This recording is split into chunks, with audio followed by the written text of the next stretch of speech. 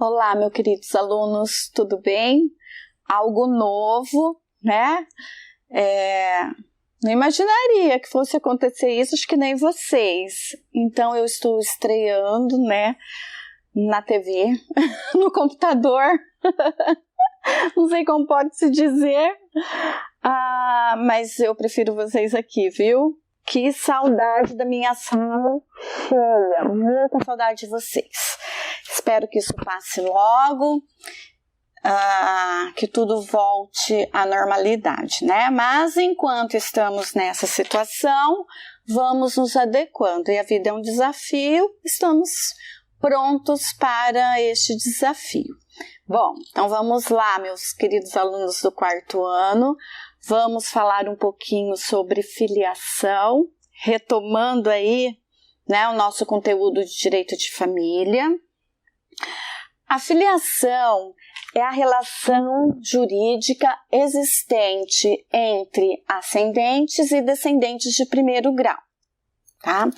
Bom, primeiramente, sempre falo, né, nas aulas com vocês, que o direito de família é o que mais sofre transformações. Nós vimos isso com relação ao casamento, né?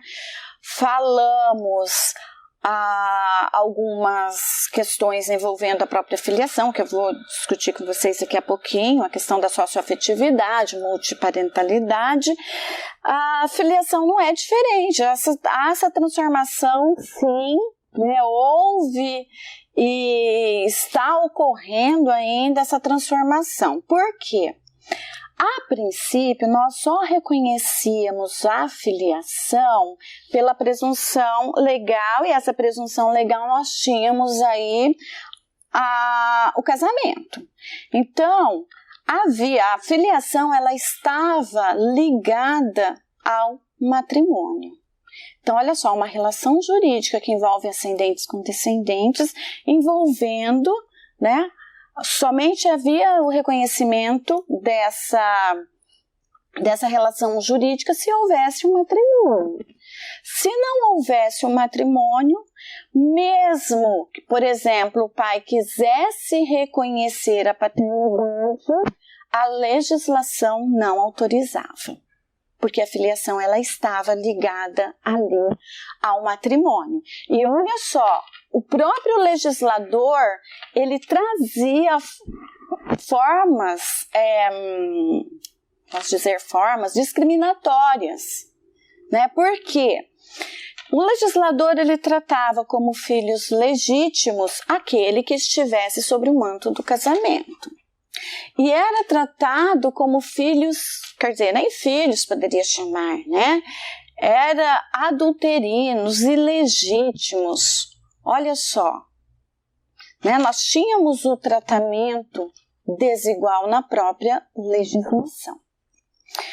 Bom, com a Constituição Federal de 88, né, nós temos ali princípio da igualdade, nós temos aí o princípio da igualdade de todos os filhos.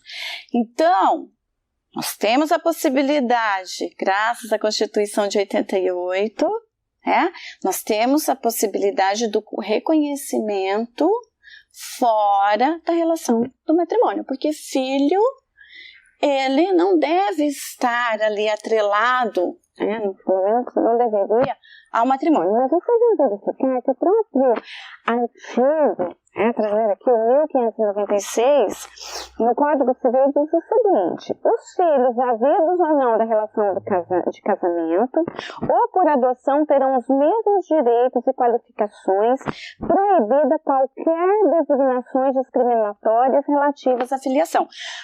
Olha só, no artigo 1596, ele fala algo tão claro e tão óbvio. Professora, por que o legislador traz ali algo tão óbvio e tão claro, né? Que é esse laço de filiação? Porque o próprio legislador já discriminou. Então, no Código Civil de 2002 deixou bem claro que a filiação ela não está ligada, né, não está ligada somente com relação ao matrimônio, mas a presunção. O casamento traz presunção de paternidade. Professor, e a presunção de maternidade? Olha só, eu disse para vocês que o direito de família evolui muito rápido. Se nós formos ver antigamente, nós tínhamos aquela. Pai é aquele que está na relação, que tem ali a relação do matrimônio. Agora, a mãe é sempre certa, porque é pela própria gestação. Só que com a evolução, eu posso dizer que a maternidade hoje, nos dias atuais, ela é sempre certa? Não, porque hoje nós temos a biomedicina, a medicina trabalhando ao nosso favor, né? Hoje é perfeitamente possível uma mulher ser mãe sem gestar. Como assim? Por exemplo, eu não gosto de falar barriga de aluguel. Eu acho esse termo barriga de aluguel, que pese, nós temos aí provimentos do Conselho Nacional de Justiça, que traz o termo barriga de aluguel, né? Nós temos doutrinas que trazem barriga de aluguel. Eu não acho muito apropriado, até porque aluguel dá aquela ideia de pagamento, né? Pecúnia. Pois bem, o que eu gosto, né, e falo sempre para os meus alunos, seria uma barriga solidária, né? Acho que seria mais interessante. Mas hoje é perfeitamente a mulher, ela ser mãe sem gestar.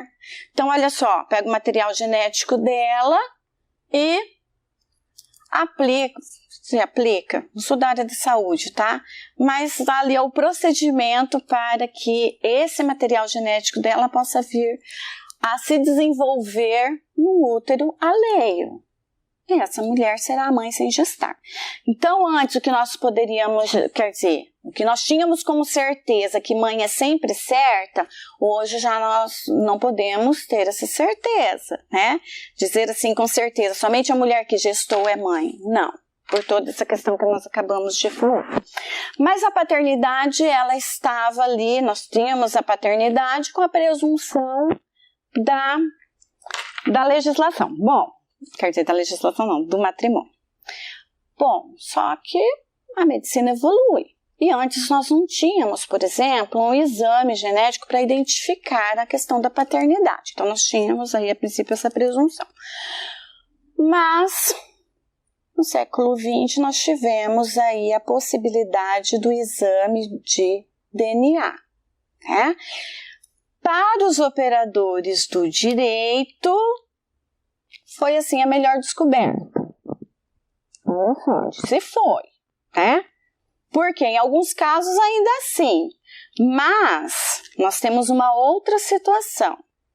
Maus operadores do direito imaginavam que nós teríamos a possibilidade do reconhecimento de filiação no âmbito afetivo.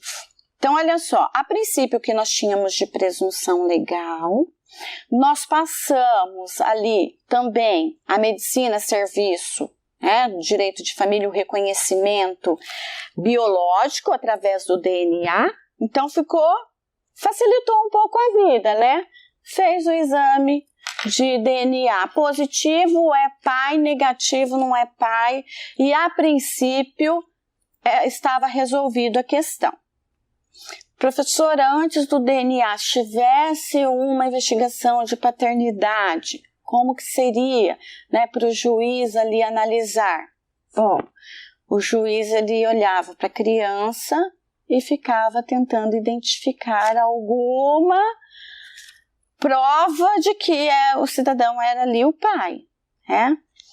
Então, olha que dificuldade para o juiz reconhecer um vínculo, né, tão profundo por evidências. Ele olhava e dizia, é pai, não é pai. O professor Clayton Reis foi meu professor de Direito de Família. E o professor Clayton Reis, quando ele estava lecionando Direito de Família e falando sobre filiação, ele contou em sala de aula algo interessante. Isso eu guardei. Já faz um pouquinho de tempo, não muito, porque eu sou bem jovem ainda, né? Mas eu me lembro bem deste exemplo que ele falou. Diz que tinha uma investigação de paternidade e não existia ainda o exame de DNA. E aí, o juiz, foi marcada a audiência, né? O juiz constatar se era ou não era filho, ali o reconhecimento da filiação, e o advogado perguntou para a mãe qual que é a característica assim, que o filho tem com o suposto pai, para que eu possa poder ali na audiência enfatizar, para convencer o juiz de que esse cidadão aí é o pai da criança. Então, o professor Clayton Reis foi meu professor de Direito de Família e ele trouxe em sala de aula, quando ele estava falando sobre filiação, ele trouxe um exemplo que me marcou. Ele conta que havia uma audiência para reconhecimento de paternidade, né? E ele diz que o advogado chegou para a mãe e perguntou: tem alguma semelhança física entre o bebê, era um bebê, e o suposto pai? A mãe falou: doutor, não vejo assim que possa ser tão marcante uma semelhança física, não vejo. Aí o advogado ficou meio preocupado, falou: como que eu vou agora, em audiência, convencer o juiz de que esse é o pai, né? Suposto pai seria ali o pai da criança. Bom, aí o advogado perguntou: bom, se você não vê uma semelhança física tão gritante, tem alguma mania, alguma coisa que o suposto pai tenha?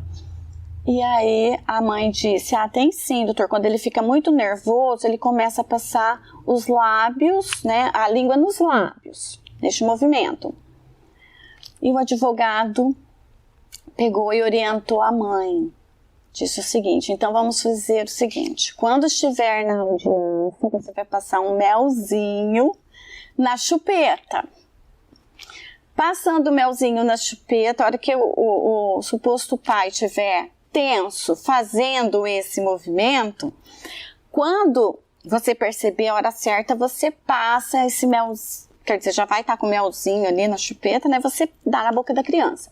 E assim ela fez. Quando o suposto pai ficou tenso na hora da audiência, ele começou a fazer esse movimento repetitivo que eu mostrei para vocês, e aí ela passou a chupeta na boca da criança, e a criança fez o mesmo movimento. Aí o advogado na hora olhou e falou assim: olha, excelência, o bebê tem a mesma mania que o pai. Pronto, aí já serviu como meio de prova para ser reconhecido a filiação. Então, olha que dificuldade que o professor Clayton Reis, ele quis demonstrar. Ficava a cargo do juiz, a livre convencimento do juiz, porque não tinha ainda, por exemplo, o teste de DNA. Então, quando surgiu a possibilidade da origem biológica, o exame de DNA, ficou mais fácil, né? Ficou bem mais fácil porque os operadores do direito para o juiz, olha só como que facilitou a vida. Faz o exame de DNA positivo, é pai, negativo, não é pai.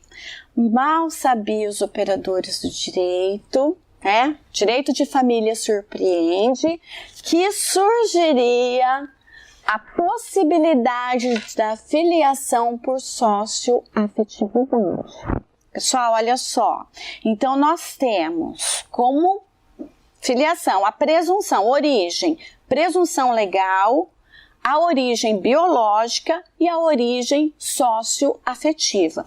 Hoje é perfeitamente possível o reconhecimento da paternidade ou maternidade por afetividade. Sabe aquele antigo ditado popular? Eu gosto desses ditados populares porque às vezes ele representa o direito. No direito de família ele está muito presente. Sabe aquele ditado popular de que pai é quem cria? Pois é, aqui essa origem socioafetiva é mais ou menos isso, né? Pai ou mãe é aquele que cria. Então há a possibilidade desse vínculo de filiação ser ali ter como origem a socioafetividade. Então, olha só, nós temos provimento 83 do Conselho Nacional de Justiça, de 14 de agosto de 2019. Mas o primeiro provimento do Conselho Nacional de Justiça que falou sobre o reconhecimento, quer dizer, que regulamentou, né, o reconhecimento de filiação socioafetiva foi o provimento 63 de 2017. Então, é perfeitamente possível hoje ser reconhecido a paternidade ou maternidade pelo afeto, né, socioafetivo. Nós temos 2 casos bem interessantes logo quando surgiu essa discussão aqui no estado do Paraná. Tivemos um caso que envolveu filiação pós-mortem. Olha só, o nome da mãe da criança é Kátia. A criança chama-se Vitória, já deve estar quase adolescente já. O nome do pai, desculpa, eu não me lembro. Mas o que aconteceu? Foi algo bem interessante aqui discutido no Tribunal de Justiça do Estado do Paraná.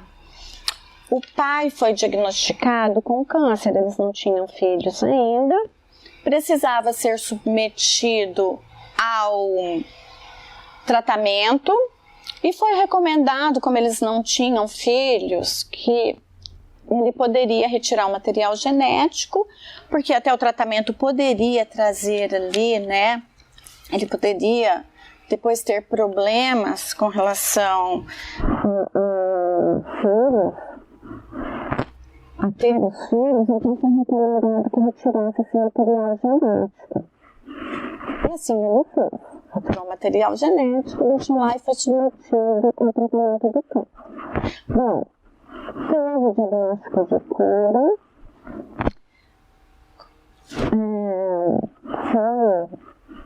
teve alta médica, e passado algum tempo, o câncer retornou de forma muito agressiva e ele acabou vindo a óbito.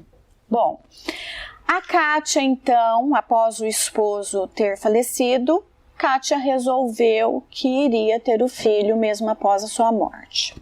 Se dirigiu ao laboratório, querendo utilizar o material genético, e foi informada de que não poderia, porque seria uma fertilização pós-mortem, né?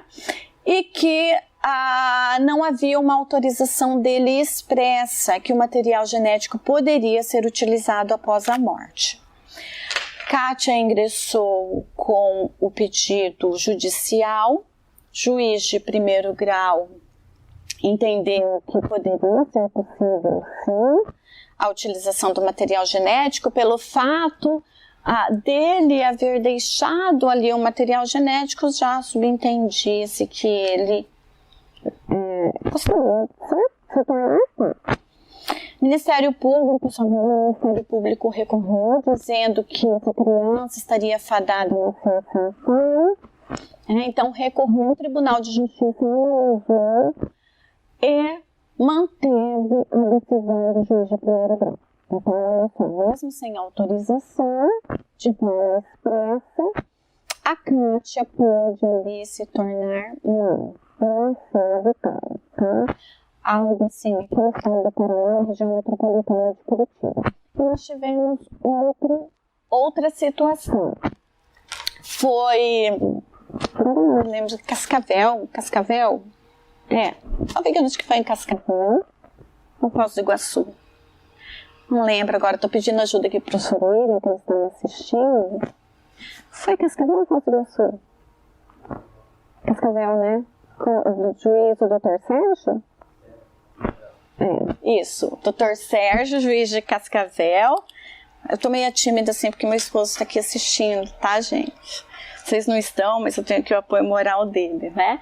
Pessoal, olha só, o que aconteceu? Havia o pai biológico era presente, né? Sempre participando da vida da criança ativamente, só que a mãe dessa criança, ela teve um outro relacionamento. Eles não se não me engano, não sei se foram casados ou se houve o divórcio, mas logo quando criança, a mãe teve um outro relacionamento, um casamento, e esse padrasto também. Padrasto é uma palavra muito forte, né? Falo padrasto, madrasta, né? Prefiro pai afetivo, mãe afetiva, mas tudo bem. Eu brinco com os meus enteados, falo assim, madrasta dá aquela impressão de pessoa má, né? Tinha que ser boadrasta, né? Mas tá, vamos lá, vamos seguir aqui. Olha só, e essa criança tinha ali convivência com um pai afetivo, como se pai fosse, e queria também o nome, o reconhecimento do pai. E o pai afetivo também reconhecia como filho, o status de filho. Houve um pedido judicial e houve o acolhimento. Então, acho que foi um dos primeiros casos aqui no estado do Paraná em que uma criança pôde ali ter 2 pais e uma mãe. Olha só, isso nós chamamos de multiparentalidade. Lembra logo no começo que eu disse a vocês que o direito de família sofre transformações? Olha só, quando que o legislador, quando ele começou a tratar sobre a filiação, lá no artigo 1596, quando que o legislador imaginaria a possibilidade da multiparentalidade? Hoje é perfeitamente possível uma criança ter 2 mães e um pai. Outro caso que nós tivemos na região metropolitana de Curitiba, a mãe veio a óbito, a criança foi morar com o pai e a esposa do pai. Já tinha 2 irmãos. A esposa do pai começou a tratar como filho. Tinha o tratamento como filho. E essa criança, ela passou a manifestar a vontade de ter a mãe ali em sua certidão de nascimento. A mãe afetiva. Então, houve um pedido judicial para que, não foi adoção, olha só, foi o reconhecimento de maternidade multiparental. Porque a intenção não era retirar o nome da mãe conhecida da certidão de nascimento. Porque ele tinha história com a mãe, existia a mãe biológica e ele respeitava e queria manter a mãe biológica. Mas ele também tinha a mãe afetiva, que estava no dia a dia dessa criança. E ingressou com um pedido judicial, juiz autorizou a incluir o nome da mãe socioafetiva. Então, essa criança ficou com um pai biológico, o nome de um pai biológico e 2 mães, a mãe biológica e a mãe afetiva. Professora, na certidão de nascimento, existe alguma diferença entre a mãe biológica e a mãe afetiva? Há alguma observação? Não há. Conselho Nacional de Justiça, até por essas novas situações e também pela possibilidade da adoção homoafetiva, o relacionamento homoafetivo, o Conselho Nacional de Justiça determinou um modelo único na certidão de nascimento em que não há nenhum tipo de discriminação. Se é mãe biológica, mãe afetiva, pai biológico, pai afetivo e até mesmo, por adoção, tá? Então não há essa diferença aí. Tá dando tempo? 5 minutinhos? Então, pessoal, trouxe um pouquinho aqui, sobre filiação. Deixei com vocês no AVA todo o material, Então, vocês têm as aulas escritas ali, Deixei para vocês. E agora, complementando. Espero que nós possamos voltar logo presencial. Estou sentindo muita falta da sala de aula, ainda mais a professora que não aguenta ficar sentada, na hora da aula, fica caminhando, giz, enfim. Assim, uma nova modalidade, mas estamos aí. Espero que todos estejam bem, que essa aula tenha sido esclarecedora. Não esqueça do material que vocês têm e também de uma doutrina para complementar, tá bom? Então, muito obrigado e até a próxima.